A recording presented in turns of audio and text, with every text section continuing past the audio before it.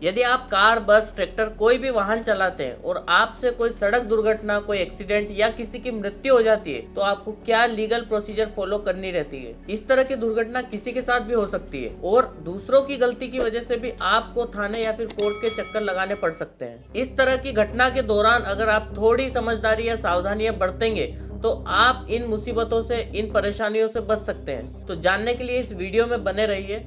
Hey everyone, I am advocate Shubham. हमारे channel सलाह ले लो पर आपका स्वागत है। देश में हर साल सैकड़ों सड़क हादसे होते हैं। परिवहन मंत्रालय की एक रिपोर्ट के अनुसार भारत में 1.5 लाख लोग हर साल सड़क हादसे में अपनी जान गंवा देते हैं। यह आंकड़ा दुनिया भर में सबसे ज्यादा है, इसलिए देश के लिए एक चिंता का विषय है। मंत्रालय की रिपोर्ट के अनुसार ज्यादातर सड़क दुर्घटना के पीछे के कारण है तेज रफ्तार से गाड़ी चलाना, रॉन्ग साइड गाड़ी चलाना, ट्रैफिक रूल्स को फॉलो नहीं करना या फिर खराब सड़कें। यही मुख्य कारण है सड़क हादसों के पीछे। रोड पर इतने सारे वाहनों के चलते इस तरह की दुर्घटना मेरे, आपके या किसी के साथ भी हो सकती है। बट यदि आपको इन सावधानियों के बारे में पता होगा तो आप काफी परेशानियों से बच सकते हैं। आप सभी के पास ड्राइविंग लाइसेंस तो जरूर होगा, बट आप में से कितने लोगों ने ड्राइविंग लाइसेंस बनवाने के लिए टेस्ट ड्राइव दी थी? मुझे यकीन है ज्यादातर लोगों ने टेस्ट ड्राइव नहीं दी होगी। हमारे आरटीओ सिस्टम इसी तरह से काम करते हैं और कई लोग जिन्हें नॉलेज नहीं है, जिन्हें ड्राइविंग की कोई स्किल्स नहीं है, वे भी लाइसेंस लेकर रोड पर गाड़ी चला रहे हैं। कोविड के दौरान पब्लिक ट्रांसपोर्ट बंद हो चुके थे और इस कारण से काम पर जाने के लिए कई लोगों ने, मजदूर वर्ग के लोगों ने भी गाड़ी खरीद ली जिन्हें बिल्कुल गाड़ी चलाना नहीं आता है और इस कारण से कोविड के बाद भी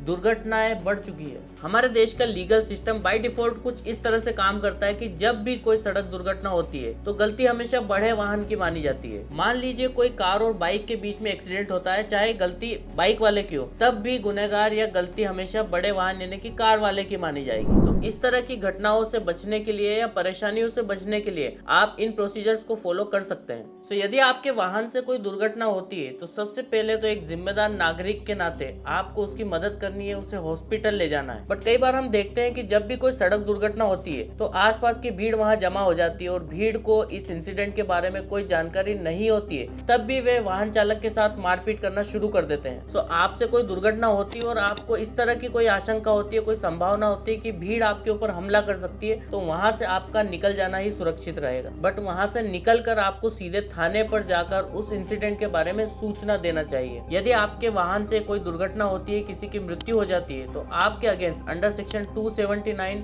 337, 338 ऑफ इंडियन पिनल कोड के तहत प्रकरण दर्ज किया जा सकता है या फिर under section 184 of motor vehicle act के तहत भी आपके खिलाफ केस फाइल हो सकता है। यह सभी जमानती अपराध है, लेकिन अगर आपके वाहन से किसी की मृत्यु हो जाती है तो आपके खिलाफ under section 304A of Indian penal code यानी कि लापरवाही से किसी की मृत्यु कारित करने का आरोप या अपराध बनता है। बट यदि आपके वाहन से किसी की मृत्यु हो जाती है और आप वहां से भग जाते हैं यानी कि हिट एंड रन करते हैं, तो आपके खिलाफ मर्डर का चार्ज भी लग सकता है। तो सबसे पहले तो जान लेते हैं कि अगर आपके वाहन का इंश्योरेंस है तो आपको क्या प्रोसीजर फॉलो करनी है। यदि आपकी गाड़ी का इंश्योरेंस है तो आपको चिंता करने की जरूरत नहीं है, क्योंकि आपके सारे लीगल एक्सपेंसेस या फिर सामने वाले व्यक्ति को जो नुकसान हुआ है उसकी भरपाई इंश्योरेंस कंपनी करती है। बट उसके लिए आपको इंश्योरेंस कंपनी की पॉलिसीज, रूल्स को फॉलो करना है। यदि आप उनके पॉलिसीज या रूल्स का उल्लंघन करते हैं तो इंश्योरेंस कंपनी इस चीज का एक्सपेंसेस बेयर नहीं करती है। मान लीजिए आप शराब पीकर गाड़ी चलाते हैं या फिर अपने माइनर बच्चे से गाड़ी चलवाते हैं या फिर ऐसे किसी व्यक्ति से गाड़ी चलाते हैं जिसे गाड़ी चलाना नहीं आता है या जिसके पास लाइसेंस नहीं है, तो इंश्योरेंस कंपनी इस चीज का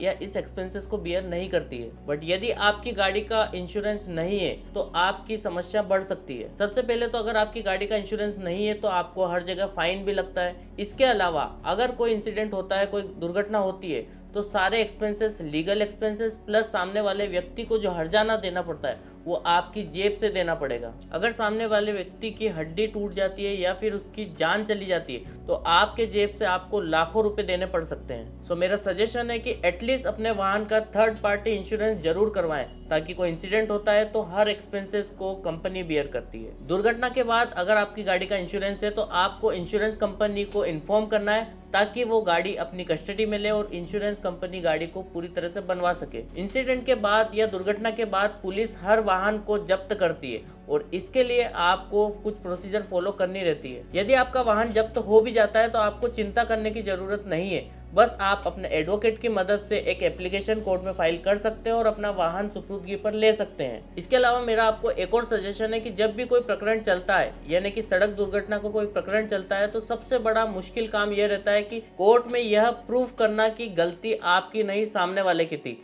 कई प्रोफेशनल ड्राइवर्स अपने कार में या फिर अपने व्हीकल में सामने डैशबोर्ड कैमरा यूज़ करते हैं ताकि जो भी इंसिडेंट होता है वो उनके कैमरे में कैद हो सके।